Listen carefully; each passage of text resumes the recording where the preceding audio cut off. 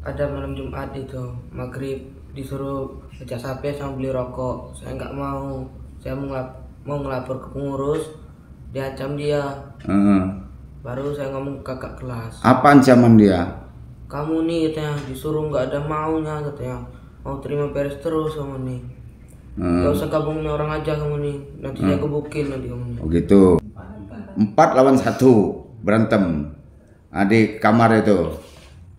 Ini menurut mereka itu kamu orang ngegein dia minta duit 500. Bukan kami yang minta, tapi bahkan dia yang mau ngasih. Gara-gara dia membawa HP, terus kami yang gap. Oh, jadi kamu orang bukan yang minta duit. Karena dia ketahuan main HP, bawa HP, kamu orang mau lapor sama pengurus. Tapi kata dia jangan, ini kasih duit aja kata. Sahabat pemirsa Brata News TV di mana saja berada.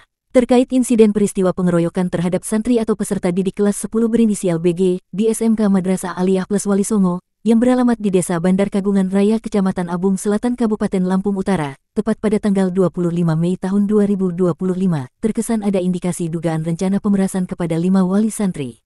Imam Khoirul Huda sebagai Kepala Sekolah SMK Madrasah Aliyah Plus Wali Songo dan mewakili pengasuh Pondok Pesantren Wali Songo Nurullah Komarudin, membeberkan kronologis fakta peristiwa bersama awak media saat dikonfirmasi di ruangan kantor Madrasah Aliyah Plus Wali Songo hari Jumat tanggal 20 Juni tahun 2025. Ini melapor kepada kakak kelasnya. Iya. Yang 4 orang ini. 4 orang. 4 orang itu namanya si Auril, ini kelas 11. Kemudian kelas 11 MA, ya. Kemudian si Kuko, ini juga kelas 11 MA, Randian kelas 11 MA, dan Ritki, ini kelas 10 MA. Menurut Imam Khoirul Huda, peristiwa tersebut dipicu oleh salah satu santri atau adik kelasnya BG yang berinisial IN, yang diancam oleh BG karena IN tidak ingin disuruh BG membeli rokok dan mengecas handphone BG. Lantas karena IN tidak ingin menuruti kemauan BG, IN peserta didik MTS kelas 9 Madrasah Sanawiyah Plus Wali Songo diancam BG mau dipukul.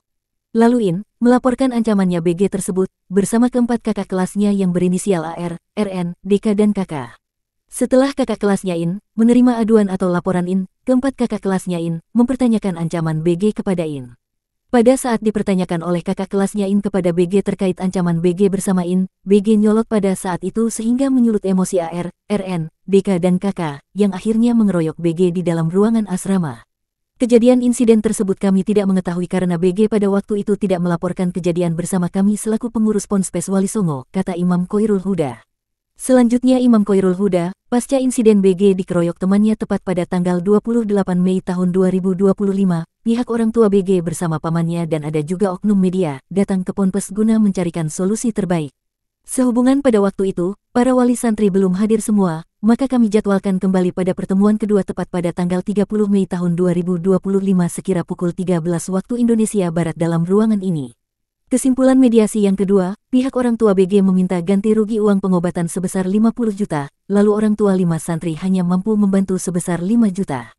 Kemudian orang tuanya BG menurunkan permintaannya menjadi 20 juta, namun dari kelima wali santri, setelah berumbuk hanya mampu membantu 10 juta. Namun uang pengganti 10 juta bukan berbentuk tunai secara keseluruhan, tapi akan diberikan setengahnya terlebih dahulu, setelah wali santri ini pulang sisanya akan ditransfer. Akhir kesimpulan mediasi keos, tidak menemukan hasil yang terbaik, sehingga orang tuanya atau wali santri dari BG ini mengancam akan melaporkan peristiwa tersebut di kepolisian, ungkapnya. Pada situ juga mereka langsung ngomong, kalau hanya 10 juta lebih baik saya mau lapor polisi.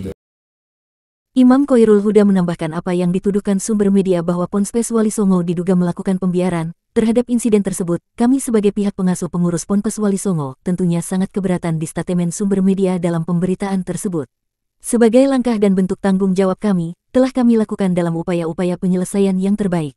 Namun karena orang tuanya BG memilih untuk menempuh jalur hukum, tentunya kami tidak mempunyai hak untuk melarang, ketus Imam Khoirul Huda di kesempatan tersebut. Kalau tanggung jawab kita kepada para santri, utamanya demi keamanan, ya alhamdulillah kami sudah melakukan hal-hal yang menurut kami ya sudah cukup Mediasi sudah 2 kali Bapak. Hari Rabu tanggal 28, kemudian hari Jumat tanggal 30 Mei. Ini mediasi sudah 2 kali kami lakukan. Bagas di malam Senin itu keluar pesantren, kabur, merokok, dan main HP bersama temannya si Faiz. Karena kita mendapatkan laporan dari warga ada santri yang kabur. Nah, kita langsung meluncur ke sana. Ternyata temu Bagas dan Faiz di sana sedang merokok dan main HP. Main HP. Terus setelah kita mendapatkan santri kita melanggar SOP ya, melanggar standar operasional prosedur aturan Pompes, apa yang dilakukan kita sebagai guru atau pembimbing di sini? Sesuai dengan aturan yang ada di pesantren, ketika sudah kabur dan merokok itu dengan sanksi kita dipelontos atau dibotak. Setelah itu sanksi yang kedua kita suruh membaca Al-Quran. Baca Al-Quran.